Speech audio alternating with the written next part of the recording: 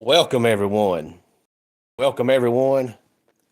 Welcome, everyone, to another Ref Brandon and the Todd family YouTube video.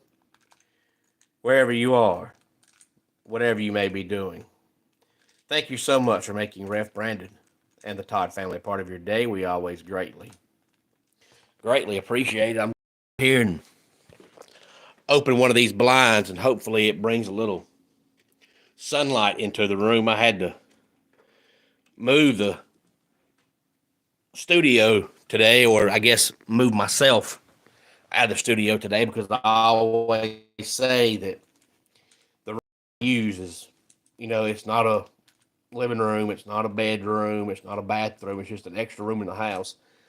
So there's no circulation in that room. So a lot of times, if you watch the channel, you'll see me in the summertime constantly the whole time doing this. But it's because I'm wiping sweat because the room is hot. Good morning, Kevron. Glad to have you here. We're fixing to talk some college football, so I'm glad you're here. And in the wintertime, sometimes it can be cold. And today, that room is really, really cold. So I said, nope, I think I'll go in the living room. The wife and the kids are gone, so I packed up everything and came into the living room for today's video. Good morning, Mike. Glad to have you here. I wanted to come on here because I know noon today is when all the action starts. I wanted to get on here to make sure we're done way before noon. And honestly, I was going to go live last night, but I told myself that midnight would be the cutoff point. Now, if you're live at 11:30 and you talk till after midnight, that's one thing. But to go live after midnight, I don't think is very smart. Plus, there are a lot of teams that have YouTube channels that are specifically for that team. And I know all those channels are huge, and they all do a great job covering what team they're covering. And I know I'm not going to compete with them, so I knew that they were going to get all the views from their team. And then after them, it's 1 o'clock in the morning. It sure ain't no good to go live at 1 o'clock in the morning. So I figured I'd do it today. We'll be done way before noon. Hey there, Dark Saber. Glad to have you here. Good news is today I'm holding my phone in my hand, so if you comment, I should see your comment a whole lot easier. But there's so much action going on this weekend in the world of college football. If you're here live, I'm glad you're here. Make sure you give the video a like and a thumbs up. If you have not yet subscribed, please do so. It helps the algorithm of the channel, and it takes about 2 seconds, and it's cheap. Why is it cheap? Because it's free. It doesn't get any cheaper than free. So I want to go ahead and talk about all the games that happened on Tuesday and Thursday and Friday, so that tonight or tomorrow, whenever I go live again, we can just talk about the Saturday games. There's been a lot of action so far between college football and the NFL. Back on Tuesday, Akron defeated Toledo 21-14. Buffalo defeated Kent State 43-7. Memphis beat Tulane 34-24. That's the first time in the history of the Memphis football program that they have won 10 games back-to-back years. And their quarterback, Seth Hennigan, is now the all-time leading passing yards quarterback in that conference. He passed the former East Carolina quarterback. He's been a starter since day one, game one, freshman year. Seth Hennigan's a really good quarterback. Tulane had an outside shot at being the highest ranked group of five team if Boise State was to lose, but now since Memphis beat Tulane, if Boise State loses, they'll probably still be the highest ranked group of five team. Navy defeated East Carolina 34-20. Ohio beat Ball State 42-21. Miami of Ohio beat Bowling Green 28-12. Hey there, Lidfield. Glad to have you here. How far can I throw a cabbage?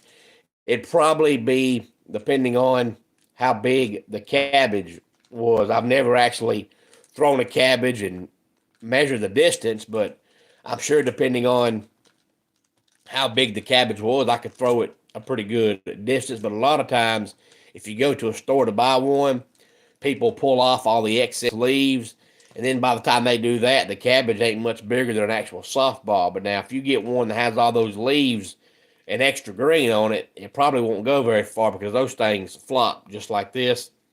Minnesota defeated Wisconsin 24-7. Those are all the games from Tuesday and Thursday. Before we talk more football, I want to give a quick shout out to my Clemson Tiger basketball team. You know, they went to the Elite Eight last year, only the second time in the program's history they went to the Elite Eight. They're off to another good start this year. They beat Florida A&M 86-58. But we're about to find out how good they really are because they've got Kentucky and Memphis. And I believe both of those games are this week. Hey there, Weeple. Glad to have you here. Hopefully all y'all watching live have liked the video, gave the video a thumbs up, and subscribed if you have not yet subscribed. As soon as we're done, make sure you share the video on all social media platforms. And Lidfield, if they use the cabbage for football, as long as the rules were the same, I would still watch the game. And Weeple, I appreciate you asking. And somebody actually asked me this a couple of weeks ago, and I'm glad people are asking. But as of right now, there is no way to donate money to the channel, which is proof that when I say I don't make money, I'm not lying. I'm being honest. I don't have Cash App. I don't have PayPal. I don't have Venmo or any other way to either donate money or send money or receive money. So there's actually no way to donate to the channel. So when I tell y'all that I get on here and do this for free, it's not a lie. It's 100% the truth. I make no money doing this. I really, really enjoy doing it. But when I started it, I said I wasn't doing it for the money. I was doing it because I love to talk sports and I love to talk to people. But hopefully one day if the channel does get as big as I want it to get and grow the way I want it to grow, you know, I'll eventually get to that point. But right now I don't feel like the channel is that big yet. So I feel like if I do that now, that I'm doing it just for the money, and that is not my intentions. But on to some NFL games. The Lions beat the Bears 23-20. We'll talk more about the Bears coming up here in a minute. And Lidfield, I do not drink at all. I never have, so no worries about asking me about drinking because I don't drink. Never have. I don't see any point in it. That's just my personal opinion. But the Chiefs beat the Raiders 19-17. The Chiefs just continue to win ugly games. I don't know if they're just missing something this year or if they've just won so much, they're now bored by the regular season and just look for the playoffs. But they really haven't been impressive this whole entire season. And the Raiders are awful. And they struggled to beat them. The Cowboys beat the Giants 27-20. Hey there, Vortex. Glad to have you here. The Packers beat the Dolphins 30-17. And then yesterday, the Bears fired their head coach, Matt Eberflus. You knew it was coming because, for one, people wanted him gone last year, and they brought him back. But when you draft Caleb Williams, you're expected to win and win right away, and they're not. So, of course, they're going to blame it on the coach. But if you didn't watch that game on Thursday when they lost to the Lions, they had 32 seconds left, had one timeout left, did not use the timeout, and only ran one play. And then yesterday, Matt Eberflus came out and basically said, well, we did all the right things. I think we handled it the right way. And when you say something like that after doing something that boneheaded, you're pretty much asking yourself to get fired.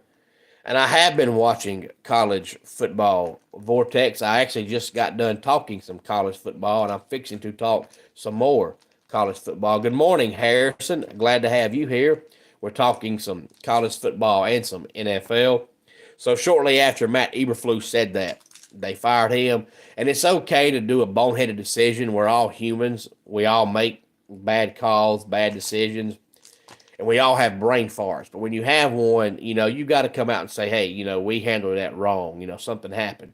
You can't just come out and say after you have 32 seconds left with one timeout and you don't use the timeout and you only run one play, you can't come out the next day after having all that time to think about it and say, we did the right thing. No, Harrison, I do not smoke.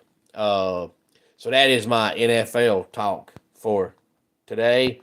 Weeple, I watched a little bit of it. I actually do some high school athletics for a local radio station here, and I had a high school basketball game that night. So I saw a little bit of it when I got home, but when they announced this fight that was supposed to happen in the summertime, I said back in like April that Jake Paul was going to win because Mike Tyson fought 20 years ago. He sucked. He fought 4 years ago. He sucked. Mike Tyson ain't been Iron Mike Tyson in 30 years.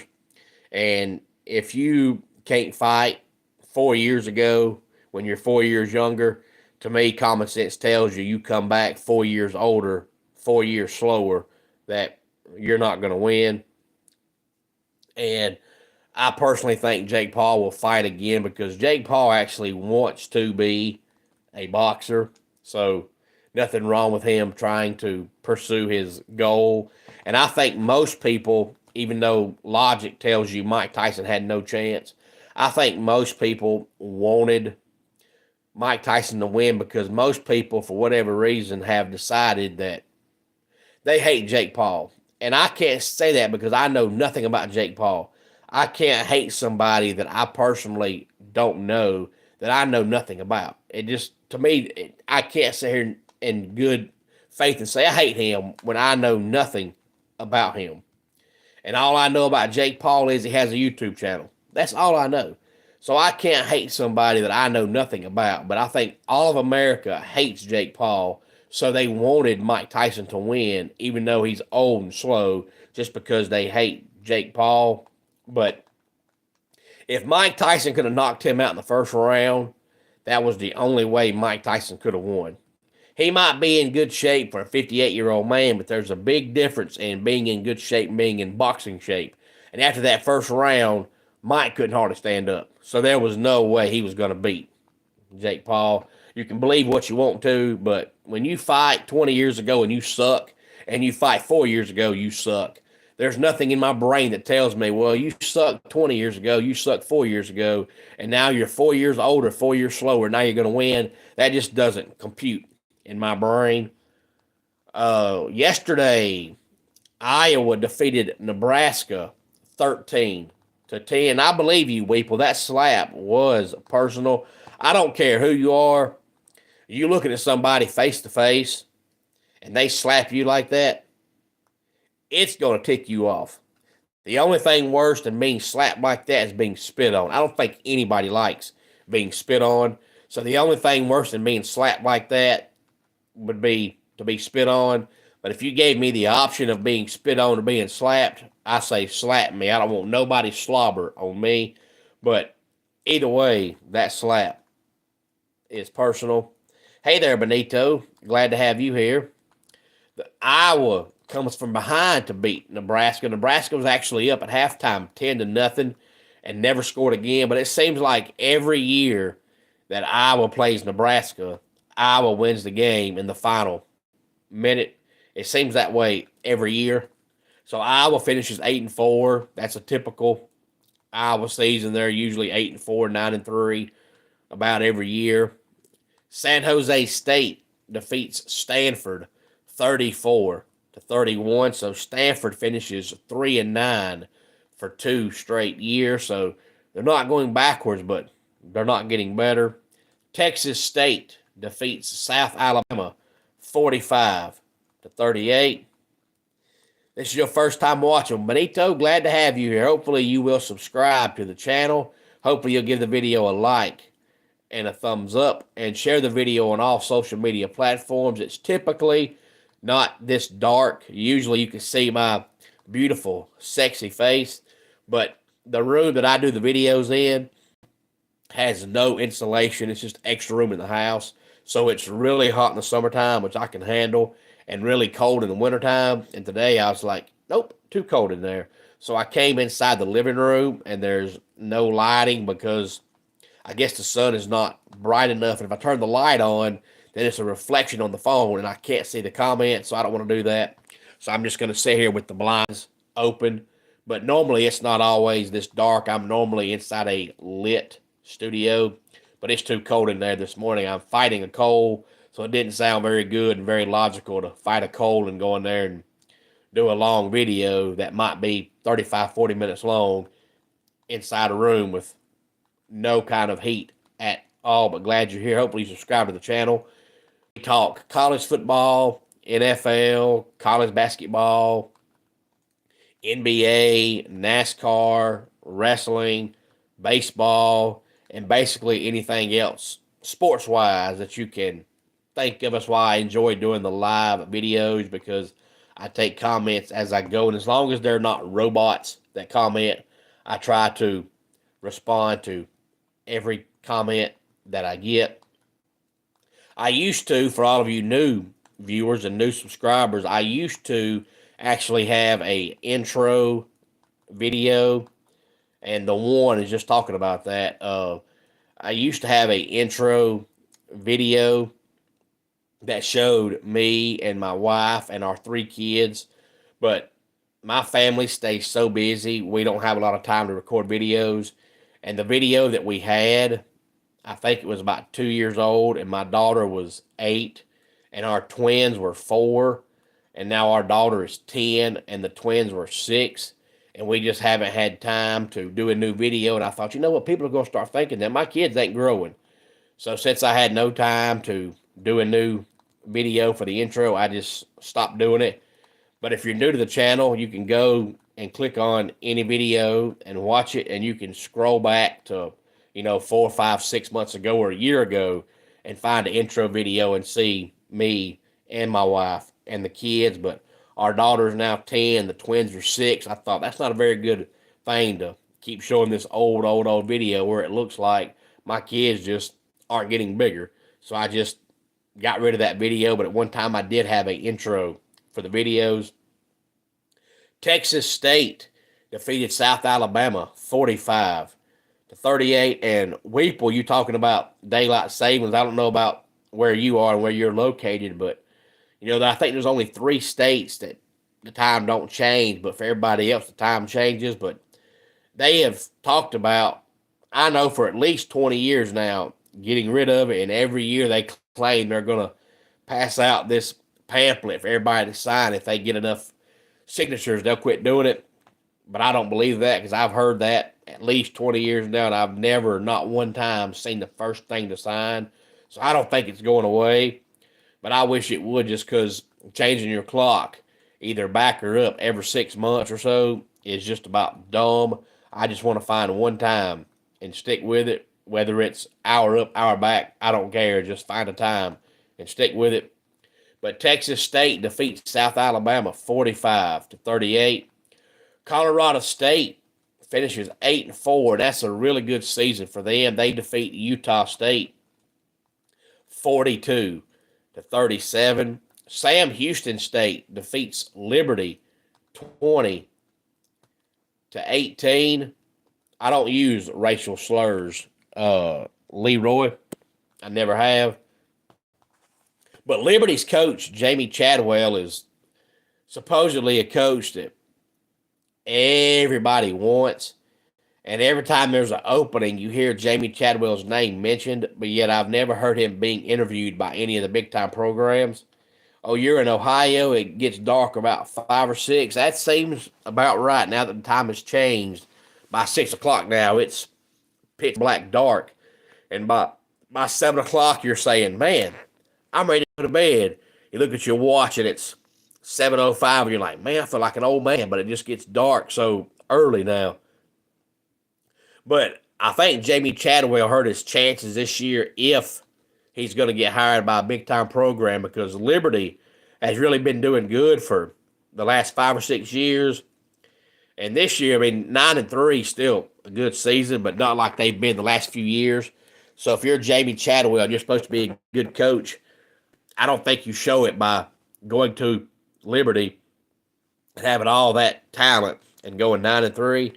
Hey, the Maverick, Sammy, glad to have you here. Appreciate it. I try to give a shout out to all that comment because I appreciate all of you for being here, and I want everybody to subscribe to the channel, like the video, and give the video a thumbs up. Utah defeats Central Florida 28-14. Ole Miss defeats Mississippi State 26-14. And then the game that was never going to end, Georgia defeats Georgia Tech 44-42. The game went to 8 overtimes. I think 9 is the record. And watching the game with Georgia Tech was up 27-13, and Georgia scored and made it 27-20, I thought to myself then, Georgia's the home team. Georgia's the better team. If they tie this game and it goes to overtime, Georgia will win. Now, I never thought it would take 8 overtimes, but I knew once they tied the game that they were going to win it. And a lot of folks try to say you basically played 2 games. No, you didn't. Because after the first 2 overtimes, it's 1 play per overtime. That's only 6 plays. So the 6 plays from overtime 3 through 8 and the 2 possessions in the first overtime and second overtime, you might have ran 12 plays. So running 12 plays is not like playing a second game. That's an exaggeration. But the game did go for a long time.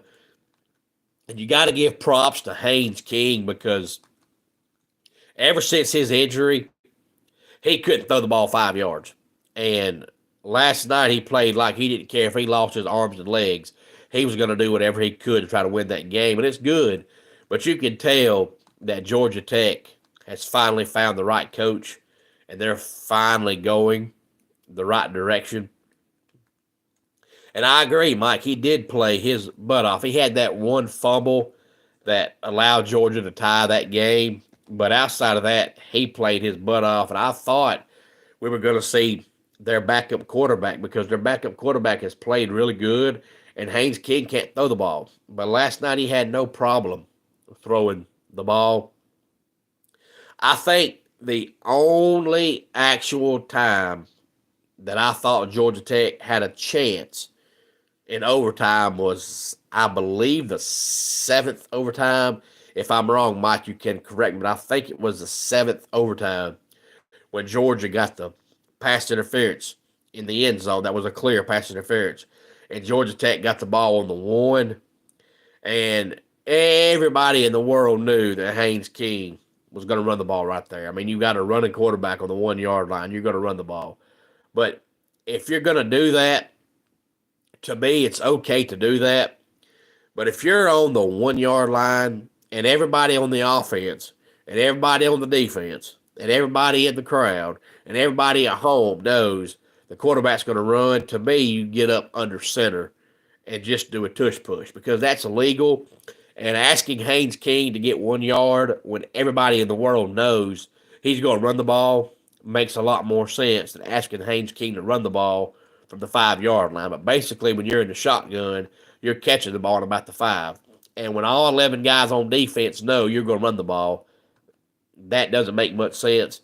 And that was the only time, once overtime started, that I thought Georgia Tech actually had a chance. And when they didn't get that, I said, nope, that's it. But I think that was the 7th overtime. Hey there, Cooper. Glad to have you here. But I wanted to come on here and talk about all the games from Tuesday and Thursday and Friday, even the NFL games, because there's a lot more action today, and it seems too much to cover in one video, especially with the NFL games going on Thursday and then Friday as well. Thank you, Maverick, for subscribing. Tell your friends. Tell your family. Mike, if you ask me, I've did 4 or 5 videos where I've talked about the Clemson and South Carolina game. I haven't actually made a prediction on who I think will win, but I've said that Clemson being the home team is a little bit of an advantage, even though they're one loss this year, not counting the neutral site game to Georgia. Their one loss this year was a home game. There was a time where Clemson went like 5 years and didn't lose at home. I think now they've lost a home game 3 straight years. But the game being at home is a small advantage. And despite what the naysayers who have no clue say, I think the game being at noon is a little advantage. So if you ask me to make a prediction, I would pick Clemson in a close game. But if South Carolina wins, it would not surprise me at all. Especially if they come out and first drive of the game, if they just punch Clemson right in the face. Because this year, when Clemson gets punched in the face, they kind of just backtrack and say, oh, wait a minute. And they get scared and just abandon the game plan altogether. So if the Gamecocks just come out and just smash Clemson in the mouth, it might be a long day in Death Valley.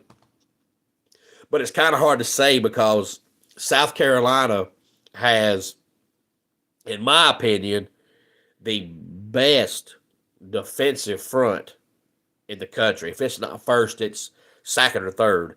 And Clemson struggled blocking Georgia, and they struggled blocking Pittsburgh. And Pittsburgh and Georgia ain't got nothing on South Carolina up front. And Clemson is down to like their fifth string offensive line. But even if they had their starters out there, they're not blocking South Carolina. So I just don't see a way that Clemson scores a lot of points on offense.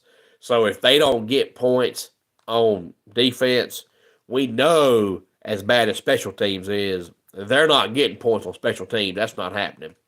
So unless they can find a way to get points on defense, I don't see Clemson scoring more than 14. So unless they're going to win this game 14-10 or 14-13, they're going to have to get some points on defense. And they've had 7 kicks blocked this year combined between extra points and field goals. So if I'm Clemson, I'm not kicking any field goal that's more than 35 yards. Now, their actual kicker is a freshman, and he has not missed a field goal all year long as far as it getting up in the air and being up either wide left, wide right, hitting the upright. Every kick that he's got up and has made it to the goalpost has went through. So we haven't seen this guy actually miss a kick. All the ones that have been written down as misses were not misses, they were blocked. And South Carolina has a really good special teams. So if you kick a field goal beyond 35, 40 yards, you're begging the Gamecocks to pick it up and run it back for a touchdown. So if I'm Clemson, if it's beyond 35, just go for it. Just go for it. Either that or, depending on where you are, try for a short punt, but don't kick no field goal. Your favorite college team is the Washington Huskies, but you are nowhere near Washington. Hey, nobody. Glad to have you here. That's perfectly fine, Maverick. One thing you'll learn about me is I'm not one of those people, and I never have understood the logic behind it. But no matter where you are, Maverick, Sammy, it doesn't matter. You can pull for who you vote for, who you want to. I've never understood why some people say, well, if you live in this state, pull for that team. Why? I mean, if you want to, that's great. That's fine. But there's no law and rule that says you have to vote for your home team. It makes zero sense to me personally. Just because you live in a state doesn't mean you've got to pull for the team in that state.